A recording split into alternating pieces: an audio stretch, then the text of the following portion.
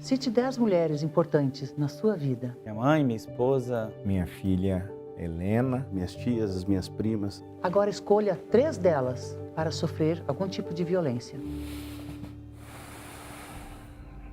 Como assim? nenhuma. Eu não consigo. 3 em cada 10 mulheres sofreram algum tipo de violência no último ano. Não dá para aceitar e nem se calar. Prefeitura de Toledo.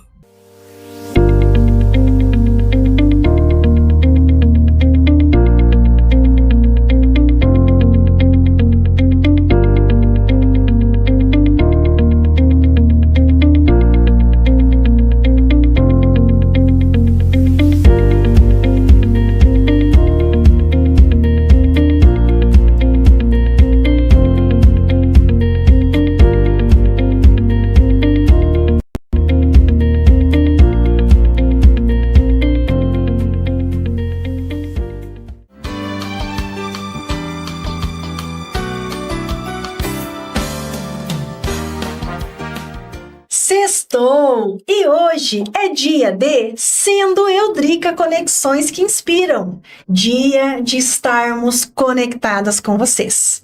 Temos hoje aqui uma convidada muito especial que fará parte do nosso bate-papo de hoje. Mas quem é a nossa convidada?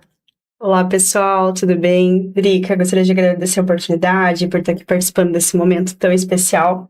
E falando de um assunto que eu tenho um carinho imenso, que é a oncologia, principalmente o atendimento humanizado. Eu sou Ana Cristina Maschio, sou enfermeira oncológica, intensivista e gestora de saúde. Nossa, que legal!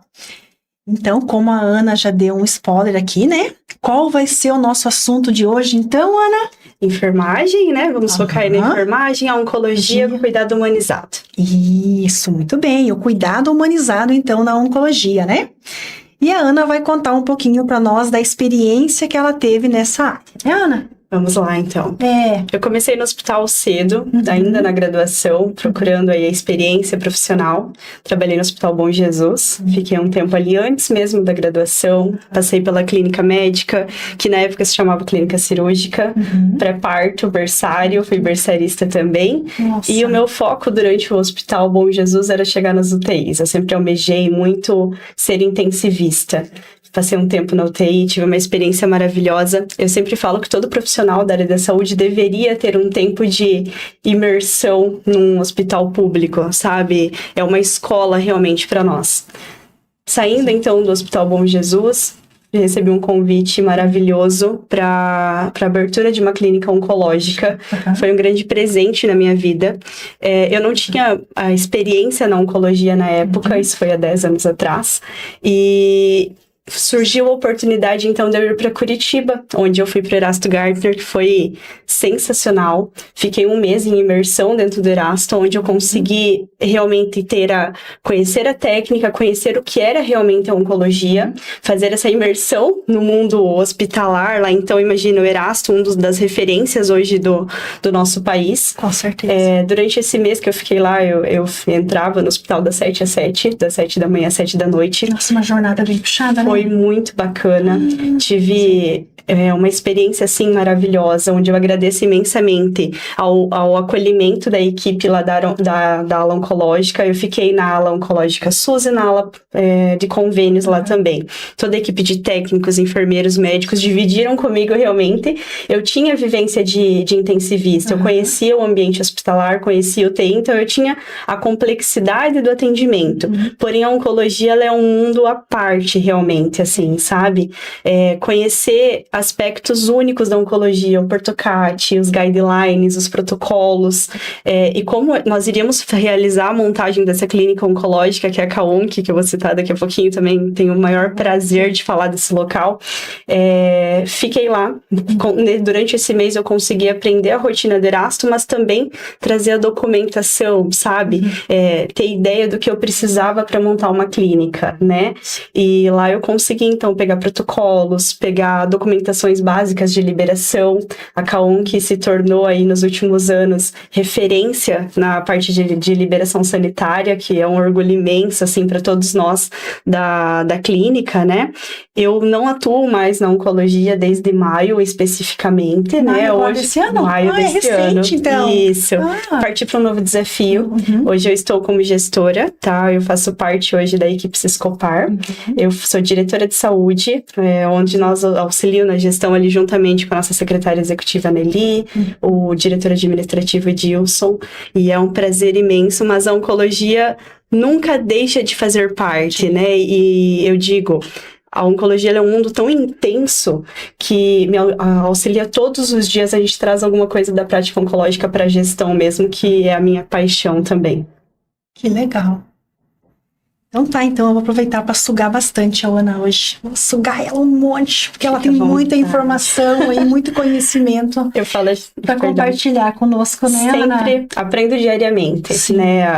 Como eu digo, a oncologia para mim foi um presente. O período que eu participei ali da equipe do Hospital Bom Jesus também foi um presente para mim. Então eu sempre tentei, por onde eu passei, claro, extrair tudo que era possível de experiência, mas também tentar dividir um pouquinho e tornar o que for possível melhor, principalmente para os pacientes. Sim, que bacana. Então vamos lá, tem umas perguntinhas aqui para Ana. Vamos lá. Vamos lá. Ana, você pode explicar para nós o que significa atendimento oncológico humanizado? O atendimento humanizado, eu sempre falo que você não se compra, tá? E o profissional, ele não vai ter um local onde ele possa simplesmente, vou procurar o que é o atendimento humanizado. O atendimento humanizado, ele precisa ser realmente construído, tá? Então, ele é entender que o paciente, ele é além da patologia. Não é o paciente com câncer de mama, não é o paciente, não tratar o paciente como uma patologia. Eu acho que isso é o mais importante. É o entender que o biopsicossocial e espiritual do paciente tem que ser identificado como um todo. E ele vai desde a equipe de apoio, o médico, a enfermagem, a farmácia, tudo, tá? Desde o bom dia para o paciente na recepção, de uma maneira. O paciente, ele precisa, muitas vezes a gente tem a mania de falar, querer mostrar o conhecimento, mas às vezes o simples ouvir. Escutativa, né? O tratamento humanizado, muitas vezes, ele é mais o ouvir e o saber se comunicar. Você entender quais são realmente as dificuldades de cada paciente, as limitações do paciente, e você saber se comunicar realmente. Você, na oncologia, vamos puxar agora para onco, então, já é um momento tão difícil você tá ali recebendo o diagnóstico. E eu falo também do acompanhante, porque às vezes o paciente está ali impactado, mas é com ele. Só que todo paciente é o amor da vida de alguém. Então, eu tenho que cuidar que a onco me emociona, senão daqui a pouco eu tô chorando aqui, não vai dar certo. Mas, realmente esse cuidado, sabe? De você saber o momento de você entender a dor daquele paciente. É o amor da vida de alguém, é o pai, é a mãe, é o filho. E você saber como acolher esse paciente. Muitas vezes não no primeiro momento, porque o impacto da notícia é muito grande. E uma coisa que eu sempre priorizei muito, pode ser que você vai ver aquele paciente somente uma vez, mas essa única vez que você vai ver, tem que marcar a vida dele. Saber o nome do paciente, ele entender que o caso dele é importante. A nossa clínica era uma clínica de pequeno porte, então eu conseguia fazer muito bem esse acolhimento, mas na UTI, quando eu estava, era intenso. Mas mesmo assim, desde, como eu disse, qualquer profissional, ele tem que ter o cuidado de conseguir olhar para aquele paciente. Às vezes você doença, né, Ana? Ver além da doença. Eu acho que isso é o primordial, assim, conseguir ver o além da doença. Olhar o ser humano como um todo, né? Isso. Quais são os principais desafios, Ana, enfrentados pelos pacientes durante o tratamento oncológico? Envolve tanta coisa, a integralidade, né? O paciente, ele tem que ser visto realmente na integralidade, tá? O entender o caso dele, eu acho que é primordial. Primeira coisa ali, nós tínhamos uma cultura da clínica onde eu vim, onde nós conseguimos fazer a equipe multiparticipar do processo. Para você ter uma ideia, nas consultas oncológicas eu fazia parte. Eu entrava em consultório junto com um mestre na oncologia para mim, que foi o Dr. Reginaldo Andrade, o Dr. Marco Nicide também, e nós participávamos realmente, nós tentávamos trazer a equipe para perto desse cuidado, sabe? Então eu participava desde dar a notícia do diagnóstico, que é tão difícil, né? E até a definição de protocolo. E eu acho que um dos desafios realmente é entender se o paciente e o acompanhante realmente entendeu a situação. Porque assim, a gente vai pegar casos ali curáveis, tranquilo. Mas nós também já vamos pegar casos avançados, um câncer metastáticos que assim, nós sabemos que não vai ter a possibilidade de cura. Mas o tratamento ele é extremamente importante para a gente aumentar a sobrevida e qualidade desse paciente. Então, entender se a família e o paciente entendeu a motivação desse tratamento, mas sem perder a esperança. E a esperança, quando eu digo, não é somente a esperança da cura, mas é realmente a esperança de uma qualidade de vida, sabe? Do ter a vontade de viver. E se você tiver o conhecimento sobre a sua doença, se você tiver a confiança na equipe que está te tratando, que eu acho que é o primordial, tá? Então, quando a gente fala do atendimento humanizado, não é somente o conforto para esse paciente, mas é realmente você mostrar, não somente com a parte técnica, mas com a parte de envolvimento da equipe, que tudo que é possível vai ser realizado por você.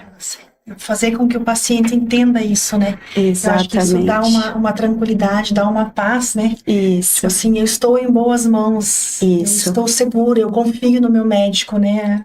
E o mostrar conhecimento muitas vezes não é somente a parte técnica, é você saber realmente se comunicar, porque falar terminologias é muito lindo, né? Você saber falar que você sabe falar terminologias, mas será que o paciente entende quando você fala? Então isso é uma coisa que eu sempre cuidei muito, quando vai lidar com o paciente, com o acompanhante, a gente realmente ter a noção se esse paciente entendeu a situação dele e durante o tratamento ter esses momentos de conversa para realmente dar o apoio, dar o acolhimento, entender a história do seu João, da Dona Maria, e enfim. E até porque, né, quando a gente fala, muitas vezes usa os termos técnicos, né, Ana? Por exemplo, o meu, né? Câncer, né, Ana, tem nome e tem sobrenome. A Drica teve câncer de mama. A Maria também teve câncer de mama. Mas será que o câncer de mama que a Drica teve é igual ao câncer de mama que a Maria teve? Talvez sim, talvez não. Por quê? Porque câncer tem nome e sobrenome, né? Exatamente. E daí, por exemplo, o meu, Ana, carcinoma ductal invasivo grau 2, né?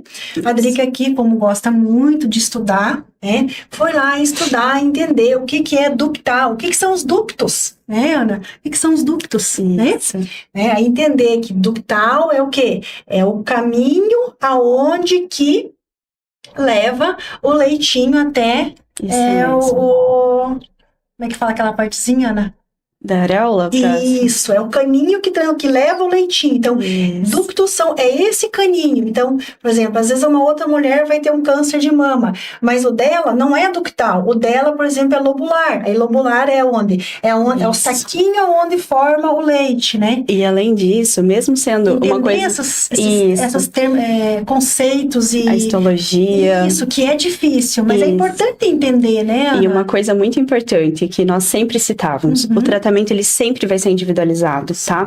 Levando em consideração idade, comorbidade, aspectos únicos de cada paciente. Sim. E vamos seguir o exemplo que você passou, que é maravilhoso. Um câncer de mama ductal mesmo, ele vai ter uma histologia completamente diferente de... Se nós pegarmos 10 pacientes, provavelmente poucas delas nós vamos ter o mesmo tipo histológico. Hoje nós chamamos de exame imunistoquímico, tem outros fatores genéticos que nós podemos testar dentro desse tipo tipo de tumor, só que isso é muito especial, sabe? Porque mesmo tendo o mesmo tipo, a histologia pode ser diferente, um HER2 positivo, HER2 negativo, hormônio positivo, hormônio negativo, uma velocidade de Ki67 diferente. Então, tudo isso é muito bacana, sabe? E mesmo sendo o mesmo tipo histológico, uma paciente de 50 anos e uma de 70 anos vão ser tratamentos completamente diferentes. E isso é a grande magia que a oncologia, assim, me despertou durante todo o tratamento, toda a minha experiência, sabe? Conhecer realmente o fator, ter a vontade de estudar para entender cada vez mais, sabe? Até mesmo para as discussões da equipe multidisciplinar, que são muito importantes durante o tratamento, e eu consegui viver isso muito ativamente. Então, ter essa discussão de caso, a equipe tá entrosada no caso de um paciente, e não ser somente mais um paciente, ser a paciente tal, que tem um problema tal, que agora tá com a dificuldade tal, e nós conseguirmos estudar sobre isso era o que mais me motivava realmente na oncologia. Bacana. Eu acredito que um dos momentos mais difíceis é dar a informação, né, Ana? Sim. É um dos momentos, assim, porque geralmente as pessoas têm sempre aquela questão, assim, que como eu convivo com câncer já desde 2007, quando meu pai descobriu um câncer, é aquela coisa, acontece só com o vizinho. Comigo Sim. não vai acontecer, comigo não vai acontecer. Não é isso, Ana? Exatamente. E assim, a expertise médica, principalmente nessa parte, é muito importante. Nós tínhamos isso muito presente. Quando chega um paciente encaminhado para cancerologia, para oncologia, normalmente ele já vem com um exame onde mostra uma possibilidade de algo, né? Às vezes não vai ser. Vem um nódulo na mama lá, que fez um ultrassom, deu um BIRADS alterado, vem para o médico vai investigar melhor, mas ele já, normalmente, ter esse cuidado da humanização também, de já preparar, não assustar, mas pelo menos ir falando da possibilidade. E quando vem o diagnóstico realmente, claro, vai precisar se aprofundar, vai precisar de exames, vai precisar de tudo isso para ter mais informações, mas o saber da notícia e a humanização é primordial nessa parte, né? Com certeza. Ana, como a abordagem humanizada pode impactar a experiência do paciente? Completamente. Será que faz diferença? Completamente. Tive casos na minha atuação, assim, muito claros, tá? Desde a aceitação da doença ou não, de impacto na resposta do tratamento, sabe? Sério? Então, a aceitação do paciente, o cuidado humanizado, de você acolher esse paciente, fazer ele se sentir, eu vou usar um termo, não sei se é bem esse, mas protegido, saber que está sendo feito todo o possível por aquele caso, e também mostrar que a equipe que está envolvida nesse processo vai fazer todo o possível, sabe? Como eu disse, Esse acolhimento, né? O acolhimento, o escutar também, saber escutar as dores do paciente. E eu sempre falo, não existe perguntas bobas, sabe? Então, o paciente, se tiver alguém que está enfrentando um momento como esse, não tem dúvidas bobas, sabe? Tem coisas que para nós ali no dia a dia são tão óbvias. E mas por quê? Porque faz parte do seu dia a dia. Exatamente. Para quem acabou de receber o diagnóstico de câncer, meu Deus, carcinoma ductal invasivo, HER2, receptor de estrogênio, não sei o que, tal. Gente, é um bicho de 1000 cabeças, né, Ana? Perguntem tudo. Tudo, não tenha medo. Todas as dúvidas. E tem coisas no dia a dia que impactam tão diretamente no tratamento, e às vezes a pessoa nem acha. Por exemplo, existem chás que impactam na quimioterapia. Então, a importância do acompanhamento nutricional, a importância do acompanhamento psicológico, porque realmente a motivação no tratamento faz completa diferença. E quando nós falamos ali do acompanhamento na integralidade, quando a gente fala até mesmo da parte espiritual, sabe? E quando a gente diz da espiritual, não quer estar não é diretamente ligada à religiosidade, digamos assim. É ter a fé do tratamento, que não precisa ser a algo maior, mas nem que seja na equipe, nem que seja na medicação, nem que seja na recuperação realmente, sabe? E como eu disse, muitas vezes, se o foco não for almejar a cura em algum caso, mas for almejar na qualidade, verdade, realmente, sabe? Então, eu falo que a equipe em si, a sinceridade também mostra confiança nesse tratamento, né? Então, você ter a realização que você sabe que tudo que está acontecendo vai ser passado para você. Claro, tudo tem uma maneira de fazer isso com uma maneira, com caráter humanizado, né? Mas a sinceridade, a motivação, o conhecimento, mostrar que você sabe, claro, o paciente entender que ele vai ter, qual que é o processo que ele vai seguir, quais são os passos possíveis, isso é primordial. E por falar em etapas, por falar em processo, Ana, eu tenho aqui atrás, que faz parte do meu cenário, né? Aqui eu tenho a Driquinha, né? E aqui eu tenho uma escadinha, Ana. Né? A ideia dessa escadinha aqui é que quando nós estamos aqui, né? Aí a mulher recebeu o diagnóstico. Ela tem que vir aqui no primeiro degrau. Ou ela vai fazer a cirurgia, né? Ou ela vai fazer a quimioterapia. Vamos imaginar, então, o caso da Drica, né? Primeiro, a Drica fez cirurgia. Então, eu vim aqui nesse primeiro degrau, eu fiz a cirurgia, eu tive que viver tudo aquilo que a cirurgia me proporcionou, ok? Ok aqui? Vamos para o próximo degrau. Vamos agora fazer o quê? As quimioterapias. Eu preciso viver tudo aquilo que a quimioterapia vai me proporcionar. Eu preciso. E aí depois eu subo mais um degrau aqui, né? Que é a fase final, que é o quê? A radioterapia, né? E aí, depois a Driquinha está aqui em cima, representando aí essa etapa, né? E é preciso, né, Ana, passar por todas as etapas e viver intensamente cada momento. Porque eu falo, tratamento tem data de início e tem data de fim, né? E não tem como pular as etapas, né, Ana? É preciso viver cada uma das fases. Isso. E cada uma das fases vai te ensinar muito, Ana. É muito aprendizado, né? Eu, durante a quimioterapia, né, fiquei sem os cabelos, então foi muito importante me olhar, ressignificar, me amar, olhar para os meus olhos verdes e esquecer que eu não tinha cabelinho aqui, né? Imaginar que os cabelos estavam aqui e olhar para outra parte do meu corpo, né? Durante a minha cirurgia também, a Ana já sabe, a gente estava conversando, né, Ana, nos bastidores. Tive que fazer mastectomia bilateral, fiquei sem as mamas. Durante a cirurgia também tive que me olhar no espelho e é até difícil achar uma palavra, né? Eu brinco, Ana, que se o meu marido não me largou quando eu estava fazendo o tratamento, Ana, que eu estava careca e sem seio, olha, Rui Rossi não me larga mais, porque é muito amor. Eu acho muito importante e esse símbolo é exatamente isso. O viver cada fase. O viver cada fase. Vai ter os desafios em todas as fases. Mas se você souber os possíveis desafios e você saber a etapa que você está almejando, isso aqui é muito importante. E falando como Ana agora, a oncologia para mim também foi uma ressignificação imensa. Eu entrei trabalhando na onco de uma maneira e eu saí completamente diferente. Quando eu falo, sou enfermeira oncológica, nossa, oncologia, o pessoal imagina um cenário triste, um ambiente, e não é, gente. A oncologia, ela vai muito além disso.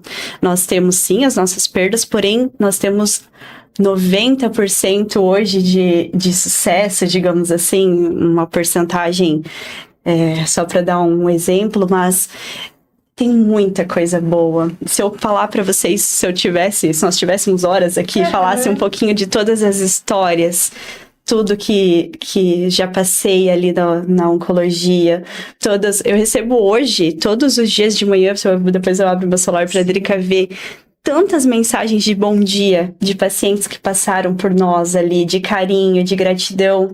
Meu último dia na CAON, que foi o meu aniversário, no dia 30 de abril. No dia 5 eu iniciei no meu outro serviço. E o dia 30, para mim, assim, foi um dia muito simbólico. Eu amo aniversário. E todos vários pacientes vindo, conversando, trazendo mimos, assim, mas não é nem o presente, é o abraço, o carinho. Teve paciente que levou bolo pra mim. Então, assim, esses quase 10 anos que eu fiquei envolvida com a oncologia, mudou completamente a minha vida. Mudou o meu modo de ver o mundo, mudou a minha forma de ver as pessoas. Quando nós falamos realmente do cuidado humanizado, toda vez que a gente atende um paciente, não tem como a gente não puxar para nós um pouquinho, pensar na situação que aquele paciente, aquele acompanhante está vivendo, o sentido realmente da esperança, o que eu gostaria que fizesse se fosse eu naquele lugar, naquele momento, sabe? O você conseguir ver o paciente, você entender a história, você ouvir, você conhecer um pouquinho, é maravilhoso, assim. Então, a oncologia, para mim, foi um grande presente. E se eu conseguir ter tocado 10% dos pacientes que eu toquei, literalmente, que passaram pela minha trajetória ali durante a oncologia, eu já tô muito satisfeita. Com certeza, tocou, né, Ana? Ana, você pode compartilhar conosco algum exemplo de algum caso que você tenha atendido, assim, que te marcou, né? Eu até imagino que deve ser muito difícil para você agora conseguir lembrar aí de tantas situações, mas tenho muitas. Compartilhar um conosco? Tenho várias. Muitas relações de vínculo se mantiveram durante todo esse tempo. Relações de amizade mesmo se formam, porque quando você tá ali na oncologia, na quimioterapia, às vezes o paciente fica ali horas ali sentado, vai conversando sobre a vida, vai fazendo troca de experiências. Muitas pacientes com câncer de mama, inúmeras, que passaram, a frase que você falou realmente, a possibilidade de perda de personalidade durante um tratamento oncológico impacta principalmente para as mulheres, sabe? Sim. Então, esse acolhimento, esse entendimento, as que têm o apoio da família, as que acabam não tendo, que acontece também, infelizmente. Eu estava estudando, Ana, e nós temos hoje uma taxa de abandono de 70%. Então, é uma taxa de abandono muito alta, Ana. Sim. 70% das mulheres, gente, infelizmente, são abandonadas pelos seus companheiros, Ana. É uma taxa muito alta. Muito alta, tá? E esse apoio durante esse processo, até me emociona um pouco, eu tenho que... Mas é muito impactante para nós, ali no dia a dia mesmo, sabe? Tive muitos casos de pacientes que vêm depois e falam para nós: obrigada por ter dado a mão, obrigada por ter escutado. O medo realmente dessa perda visual, mas o medo muitas vezes também do futuro, sabe? Das dúvidas do futuro. São muitos casos, sabe? É difícil citar somente um, mas eu tenho casos de pacientes... Tem uma paciente HER2 positiva, que eu tenho muito carinho, que eu vou até falar o nome dela, que ela me manda mensagens diariamente, a Jane, que foi um caso, assim, que me emociona, que durante todo o tratamento, eu sempre acompanhando de perto, e eu vou citar o nome dela por uma relação de carinho, mas tem tantas outras, e hoje ela está muito bem. Nós sempre trocamos mensagens, no meu último dia ela me escreveu um bilhete, sabe, agradecendo. Então... esse cuidado, esse trazer para perto, esse acolhimento é muito importante. Eu imagino. E já que nós estamos aí no mês de outubro, né, Ana? Sem dúvida. Outubro rosa, o mês da conscientização, o mês da importância do diagnóstico precoce. Vamos aproveitar, Ana, no seu dia a dia, quando você trabalhava lá, na área de oncologia. Você acha que para o paciente receber a notícia de que está com câncer, e ele recebe a notícia de que o câncer dele está no início, e você tem aquele paciente que recebe a notícia que o câncer dele já é metastático, você acha que, como que ele vai reagir? Não é bom receber nenhum, não é o que a gente quer. Né? Eu falo, é ruim receber um diagnóstico de câncer? De qualquer maneira. De qualquer, independente, né? Mas receber um diagnóstico onde você pega ali o exame e diz que já tem metástase, qual é o impacto, Ana? Eu só digo assim, pessoal, Se cuidem, procurem ajuda médica. Qualquer sinal de alerta, tem os exames preventivos. Nós temos aí agora o Outubro Rosa, o câncer de mama, Novembro Azul, do câncer de próstata. Nós temos aí o câncer coloretal, cada vez mais atingindo o público jovem, tá? Pessoas jovens. Tenho inúmeros casos de pacientes com 30, 40, 50 anos, com câncer metastático coloretal. Procurem sempre manter o acompanhamento médico. Qualquer sinal de alerta, precisa procurar o quanto antes. Ajuda, o tratamento quando numa doença inicial é completamente diferente de uma doença metastática. Descobrir a doença no início, mesmo que curável no caso mais avançado, são tratamentos completamente diferentes. O impacto disso na qualidade de vida. Então, se cuidem. O simples ato do autoexame, que agora é tão difundido no Outubro Rosa, faz a completa diferença. Você verificar um nódulo palpando, muitas vezes imperceptível quase, mas no teu autoexame, no teu cuidado ali na hora do banho, faz completa diferença. Um sangramento nas fezes, qualquer sinal de alerta, uma dor persistente. Sentir dor não é normal, gente. Sentir dor não é normal. Tem uma dor ali, muitas vezes a pessoa fala, mas eu tenho uma dor na coluna já faz anos. Isso já foi verificar em algum momento? Então, precisa, tá? A prevenção sempre vai ser o melhor remédio, né? O melhor remédio, sem dúvida nenhuma. Eu falo assim, sabe, Ana, 2021, quando eu descobri o câncer, era ano de pandemia, né? E aí eu fico pensando assim, será que a Drica hoje estaria aqui compartilhando histórias se a Drica não tivesse o hábito de todo ano fazer exames? Exatamente. Mesmo sendo anos de pandemia, gente, eu fui cuidar de mim. Por que que eu falo isso?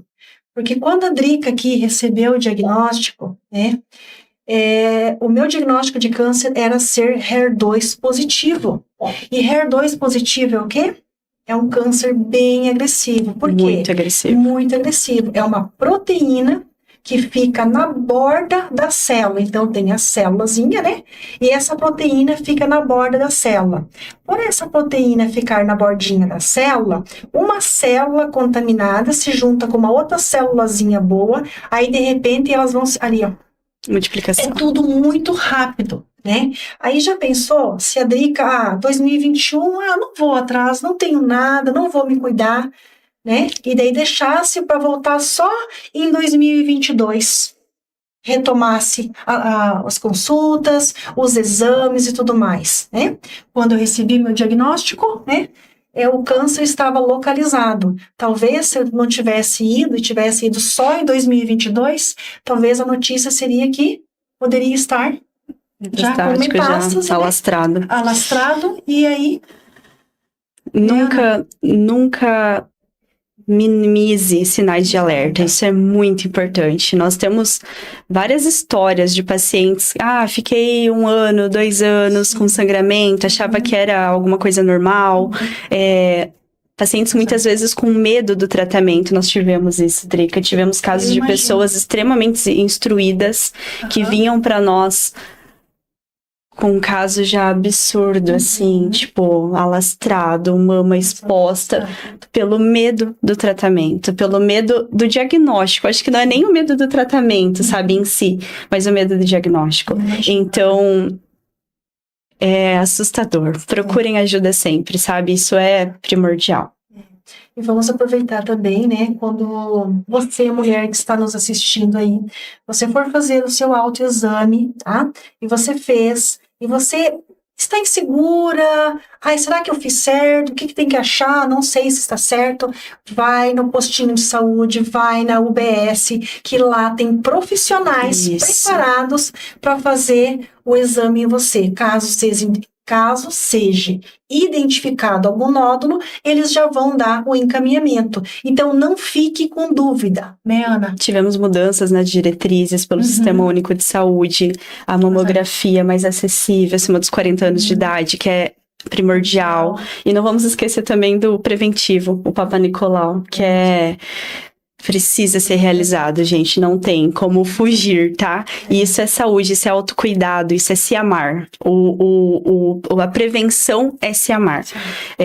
E tem todo o posto de saúde agora, o Outubro Rosa, durante todo o ano. No Siscopar, nós também vamos fazer com a nossa equipe. Isso é o cuidado. Isso também vem em casa, se a mãe, o pai, se o pessoal tá se cuidando. Isso é um ato de amor, tá? Perfeito. Ana, para a gente encerrar o nosso bate-papo, né? Que conselho você daria para os profissionais que querem se tornar mais humanizado no atendimento oncológico? O que nós podemos dizer? Como eu falei lá no início, não é uma coisa que se compra. Tem cursos, a gente pode se aprofundar, Sim. mas façam mais o ato de ouvir, sabe? O entender o paciente, o conhecer a história, o simplesmente a técnica é muito importante. Todos nós temos que correr atrás da técnica. Você saber a técnica é primordial para o paciente ter a confiança em você. Mas ele saber que pode contar, o simples ato do acolher, do escutar, do conhecer o caso, do conhecer a história daquele paciente, enfim, do saber a individualidade daquele paciente. E também, no ambiente hospitalar, saindo um pouquinho da oncologia, quando você entra no quarto, a maneira de se portar, a maneira de você conversar com o paciente, a explicação de um simples procedimento de aferir a pressão arterial, por exemplo, de você explicar para o paciente o porquê aquilo está sendo feito, eu acho que isso é mágico e torna o dia a dia mais tranquilo. E quando eu falo assim, não é florir tudo, não é... Você vai ter momentos difíceis também no nosso dia a dia. A oncologia, o ambiente hospitalar, ele é um ambiente muito tenso. Sim. Mas se você tiver a confiança do paciente, se você mostrar que sabe, se você ouvir, se você passar essa confiança para o paciente, vai ser muito mais fácil o atendimento e muito mais rápido também. Porque eu sei que é fácil falar no sobrecarga, também já fiz muito plantão. Mas é possível, todos nós sabemos que é possível. Legal. Ana, muito obrigada por ter abraçado, né, conosco esse lindo projeto. Obrigada, só tenho a agradecer por esse momento. Eu tenho certeza que quem está lá do outro lado nos ouvindo também gostou muito do nosso bate-papo, né? Agradeço imensamente, tá? E sem palavras para esse momento, a oncologia é uma parte que realmente me fascina. E quero muito levar amor, hein? Muito amor. Legal. E gratidão aí a todos os empresários que abraçaram comigo esse lindo projeto. E para você, empresário que gostaria de apoiar também, entre em contato comigo, que eu vou até a sua empresa, te apresento uma proposta e você vem divulgar a sua empresa aqui na Gazeta de Toledo. Um beijo e até a próxima. Até mais.